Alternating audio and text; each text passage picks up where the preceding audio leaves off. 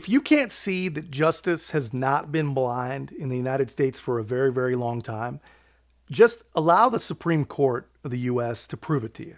Because everyone is talking about the presidential immunity case, immunity this, immunity that, because of course Donald Trump is involved in that case.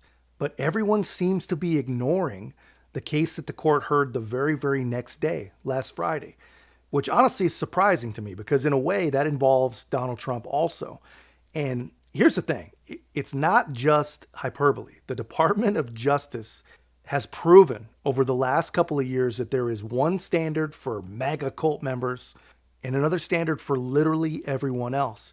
And of all the people and all the places to expose the biased and corrupt federal prosecutors, it's Neil Gorsuch and the Supreme Court. And truly, it's absolutely masterful. If you guys listen to the immunity arguments, you heard many mentions of the 1512C case.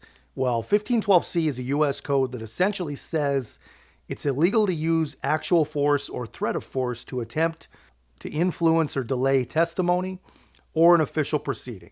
And quite a few of the J6ers have been charged or actually already convicted under the same statute. And Donald Trump himself has been charged with that statute. They call it the Enron Code because it was crafted in response to Enron destroying thousands and thousands of records and documents. So essentially, it is a corporate fraud charge that has been used to threaten protesters that the U.S. government doesn't like with 20 years in prison. And now the Supreme Court gets to ask the government why.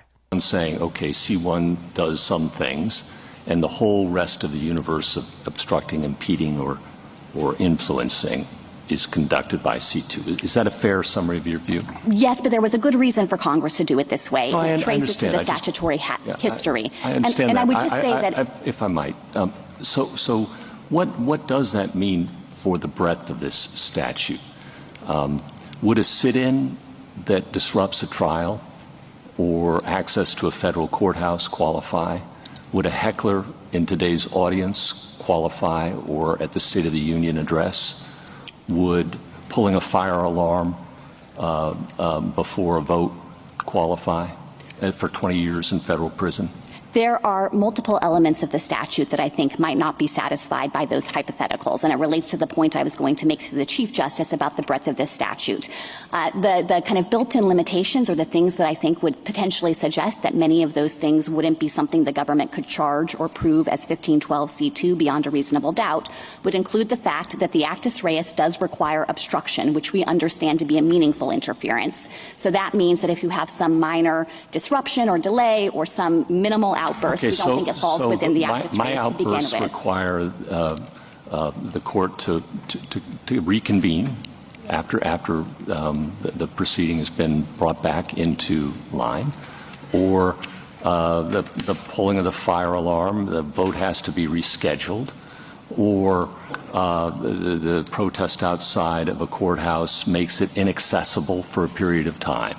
Are those all federal felonies subject to 20 years in prison? So with some of them, it would be necessary to show nexus. So with respect to the protest outside the courthouse, we'd have to show that, yes, they were aiming at the proceeding. Yeah, they were trying to stop the proceeding. Yes, and then we'd also have to be able to prove that they acted corruptly, and this sets a stringent mens rea. It's not even just the mere intent to obstruct. We have to show that also, but we have to show that they had corrupt intent in acting in that way. We went around that tree yesterday. I know. I heard the argument yesterday, but I guess what I would say is that to the extent that your hypotheticals are pressing on the idea of a peaceful protest, even one that's quite disruptive, it's not clear to me that the government would be able to show that each of those protesters had corrupt intent. So mostly peaceful protest that actually obstructs and impedes an official proceeding for an indefinite period would not be covered? Not necessarily. We would just have to have the evidence of intent, and that's a high bar. They intend to do it, all right. Yes, if they intend to obstruct and were able to show that they knew that was wrongful conduct with consciousness of wrongdoing, then... Just listen to these people, man. We have to prove that they acted corruptly.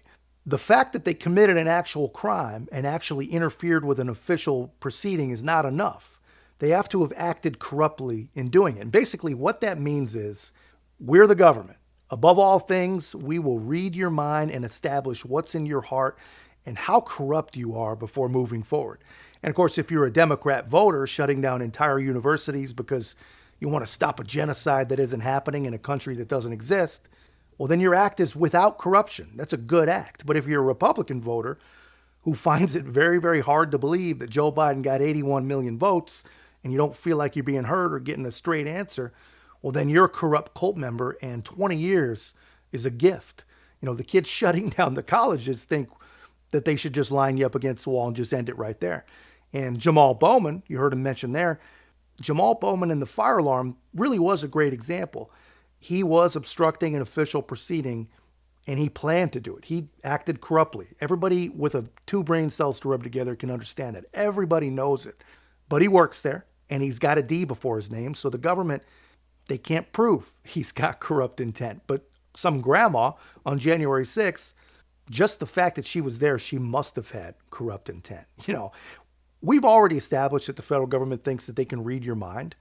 Actually, that's not true. They want you to believe that they can read your mind. But the truth, I believe, is much simpler than that. I think the government believes the people that keep them in power have pure motives, and that the people who stand against them, just by default, have corrupt intent. But otherwise, they wouldn't care about the orange guy unless they had that corrupt intent in their heart, whatever the hell the government's even talking about. But this is what I think that they believe. But that's just my take, guys. Crazy convoluted stuff, but super important. This is a crazy important case to watch. That's just my take. Let me know your thoughts in the comments. If you haven't already, be a part of our growth. Make sure to like, comment, subscribe. Most importantly, share the channel. I'll see you in the next